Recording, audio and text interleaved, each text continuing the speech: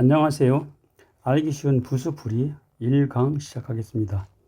1강에서는 부수란 무엇인가에 대해서 설명을 해드리고 2강부터 나머지 30강까지는 부수자로 쓰이는 한 글자 한 글자에 대해서 어떤 모양을 보고 만드는 글자이며 무슨 뜻으로 쓰이는지에 대해서 자세하게 설명을 해드리겠습니다. 먼저 부수란 무엇인가? 부수라는 글자를 한자로 보면은 부자는 떼부라고도 하고 무리부라고도 하는 글자입니다. 그리고 이 숫자는 머리수라고도 하고 또 우두머리수라고도 하는 글자입니다.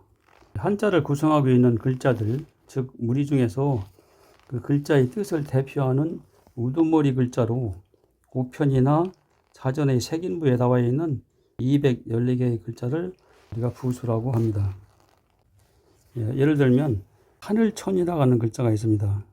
이 글자는 이 한일자와 큰대자 두 개의 무리가 합쳐져서 만드는 글자이고, 이 뜻은 크게 펼쳐진 하늘이다. 그래서 이 글자를 우리가 하늘천이라고 부르는 글자입니다. 여기에서 큰대자가 하늘이라는 뜻을 대표하는 부수자라는 뜻입니다. 다시 말씀드리면 이 한일자와 큰대자 이 두 개의 무리 중에서 하늘이라는 뜻을 대표하는 우두머리 글자가 큰대자라는 뜻입니다.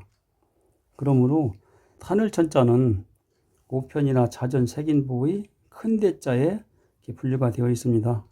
그러나 그 뜻을 대표하는 우두머리 글자인 큰대자뿐만 아니라 그 나머지 글자인 이 한일자도 크게 펼쳐진 하늘 모양을 나타내고 있는 글자입니다. 그래서 우리가 한자를 공부할 때는 부수자로 쓰이는 그 글자뿐만 아니라 그 나머지 글자들도 어떤 모양을 보고 만들어졌고 무슨 뜻으로 쓰이는지를 같이 공부를 해야 그 종합적인 뜻을 알 수가 있습니다. 그리고 그 뜻과 관계없이 글자 모양이 비슷하여 같은 부수로 쓰이는 글자들도 많이 있습니다. 다음은 부수를 배우는 이유에 대해서 설명을 해드리겠습니다. 한자를 구성하고 있는 글자들은 뜻을 대표하는 부수자뿐만이 아니라 나머지 글자들도 그 뜻을 나타내고 있습니다. 그래서 종합적인 뜻을 알기 위해서는 우편이나 자전의 색인부에 나와 있는 각각의 글자들이 어떤 사물의 모양을 보고 만들어졌으며 다른 글자와 합쳐질 때 무슨 뜻으로 쓰이는지 이 두 가지를 알기 위해서 우리가 부수자들을 배우고 있는 것입니다. 다음은 부수의 명칭입니다. 우편이나 자전의 색인부에 보면은 이 부수의 명칭이 글자의 모양을 보고 붙여놓은 경우가 많이 있습니다. 예를 들면 이 글자는 이 글자의 모양이 머리에 쓰는 갓처럼 생겼다 해서 갓머리라고 붙여놓았는데 이 글자가 다른 글자하고 합쳤을 때 갓이라는 뜻으로 쓰이는 경우는 단 한 글자도 없습니다. 그리고 또 부수자가 혼자 쓰일 때의 뜻으로 부수의 명칭을 붙여놓은 경우도 많이 있습니다. 이 글자는 오른손의 모양을 보고 만드는 글자인데 오른손은 힘이 왼손보다 세서 또 쓰고 또 쓴다 해서 혼자 쓸 때만 또라고 하는 글자입니다. 이 글자도 다른 글자가 합쳐질 때는 또라는 뜻으로 쓰이는 경우는 단 한 글자도 없습니다. 그래서 이걸 좀 이해하기 쉽게 적절한 명칭으로 이렇게 변경을 해놨습니다. 사물의 모양을 보고 그 부수의 명칭을 붙여놨습니다. 예를 들면 이런 글자는 집의 모양을 보고 만드는 글자이고 다른 글자와 합쳐질 때 모두 집이라는 뜻으로 쓰이는 글자이기 때문에 우리가 집면이라고 그 명칭을 붙여야 맞습니다. 예를 들면 집의 지붕하고 이 벽이 있는 집의 모양을 이렇게 표현한 글자인데 이 안에다가 글자를 크게 넣기 위해서 이걸 위에로 이렇게 올려 붙여가지고 이렇게 쓰고 있고 밑에다가는 다른 글자들을 이제 크게 써 넣는 이제 그런 글자가 되겠습니다. 그리고 다른 글자와 이게 합쳐질 때의 그 뜻에 맞게 이렇게 붙여 놓았습니다. 예를 들면 이런 글자는 오른손의 모양을 이렇게 보고 만드는 글자입니다.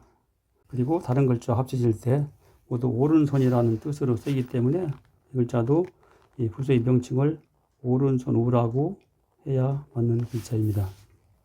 다음은 부수의 배열입니다. 우편이나 자전의 색인부에 보면은 부수자의 획수순으로 214글자가 배열되어 있습니다. 즉 1회부터 17회까지, 그래서 1회에 해당하는 글자, 뭐 또 2회에 해당하는 글자 해가지고 마지막 17회에 해당하는 글자까지 배열이 되어 있습니다. 그러나 이렇게 우리가 획수순으로 공부를 하면은 이해하기가 상당히 어렵습니다. 그래서 글자를 이해하기 쉽게 적절하게 변경해서 다시 배열을 해 놓았습니다. 뜻이 같은 글자와 모양이 비슷한 글자들을 모아가지고 이렇게 배열을 했습니다. 예를 들면 손을 나타내는 글자가 있으면 그 획수와 관계없이 한 군데 내려보고도 모아놓고, 또 발을 나타내는 글자가 있으면 획수와 관계없이 모두 한 군데 모아놓고, 이런 방법으로 배열을 해서 설명을 해드리고 있습니다. 그리고 기본 부수자가 214글자가 있는데요. 여기에다가 변형된 부수자 26자를 합쳐서 총 240개의 글자를 가지고 배열을 해놓고 설명을 해드리고 있습니다. 다음은 부수의 자원풀이입니다. 우편에는 자원풀이가 나와 있지 않고 자전에만 자원풀이가 나와 있는데, 우리가 봐도 그 뜻을 이해하기가 상당히 어렵게 이렇게 되어 있습니다. 그래서 부수의 자원을 그림과 함께 이해하기 쉽게 자세히 풀이를 해 놓았습니다. 다음은 부수자의 예시 글자입니다. 부수자의 모양이 포함된 그 한자를 예시를 해놓고 그 부수자가 어떤 모양이나 뜻으로 쓰였는지를 이렇게 설명하고, 변형된 글자와 생략된 글자도 모두 예시를 하면서 설명을 해 놓고 있습니다. 다음은 부수자를 공부하는 방법에 대해서 설명을 해 드리겠습니다. 이 부수자의 명칭은 그 부수자가 어떤 사물의 모양을 보고 만들어졌는지와 또 다른 글자와 합쳐질 때의 그 뜻에 맞게 이렇게 외워두어야 합니다. 예를 들면은 이런 글자는 원래 집의 모양을 보고 만들었다겠죠. 그리고 다른 글자 합쳐질 때 모두 집이라는 뜻으로 쓰입니다. 그래서 이런 글자를 간mol이라고 하면 안 되고 집면이라고 우리가 외워두어야 합니다. 이런 글자는 오른손의 모양을 보고 만든 글자이고, 다른 글자 합쳐질 때 모두 오른손이라는 뜻으로 쓰이는 글자입니다. 그래서 이런 글자도 또우라고 하면 안 되고 오른손 우라고 우리가 외워두어야 합니다. 부수자를 공부하는 순서도 이 뜻이 같은 글자들과 모양이 비슷한 글자들을 한 군데 모아놓고 비교하면서 한꺼번에 공부를 해야 쉽게 이해를 할 수가 있습니다. 마지막으로 이 부수자가 쓰이는 위치와 명칭에 대해서 설명을 해드리겠습니다. 어떤 글자의 위쪽에만 쓰는 글자를 머리라고 합니다. 머리에만 쓰는 글자는 진면자, 훌초머리 이런 글자들이 있는데, 이런 글자들은 항상 글자의 위쪽, 즉 머리 쪽에만 쓰는 글자입니다. 또 이와 반대로 글자의 아래쪽에만 쓰는 글자는 발이라고도 하고 밑이라고도 합니다. 이렇게 쓰는 글자는 불화발, 민물수 이런 글자들이 있는데, 불화발자는 불화자를 글자의 아래쪽 발 쪽에 쓴다고 해서 불화발이라고 하고, 민물수자는 물수자를 글자의 아래쪽 즉 밑에 쓴다고 해서 민물수라고 붙여진 이름이고, 이런 글자들은 모두 글자의 아래쪽에만 쓰는 글자가 되겠습니다. 그리고 글자의 왼쪽에만 붙여 쓰는 글자를 우리가 변이라고 합니다. 변으로 쓰이는 글자는 사람인 변, 물수 변, 손수 변 이런 글자들이 있는데, 이 글자가 왼쪽에만 붙여 쓰기 때문에 다른 글자들을 이 오른쪽에다 붙여가지고 쓰는 그런 글자가 되겠습니다.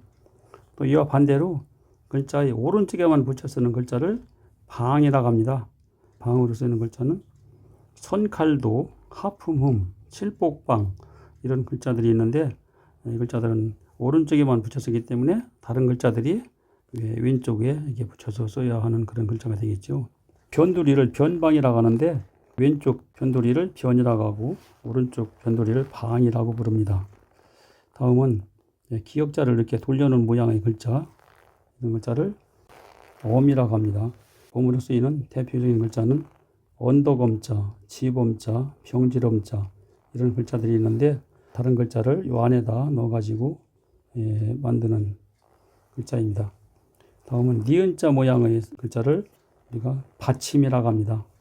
받침으로 쓰이는 대표적인 글자는 착받침, 길게 걸으린 이런 글자들이 있는데 다른 글자를 요 안에 넣어가지고서 쓰는 글자가 되겠습니다.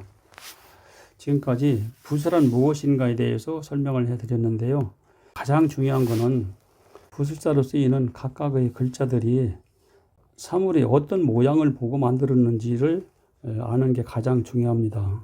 왜냐하면은 그 글자가 다른 글자와 합쳐 쓰일 때 모두 그 사물의 모양, 그 뜻으로 쓰기 때문에 그렇습니다. 이상 1강 마치고 다음 2강부터는 부술자로 쓰이는 한 글자 한 글자에 대해서 어떤 모양을 보고 만들었고 무슨 뜻으로 쓰이는지에 대해서 자세하게 설명을 해 드리겠습니다. 마치겠습니다.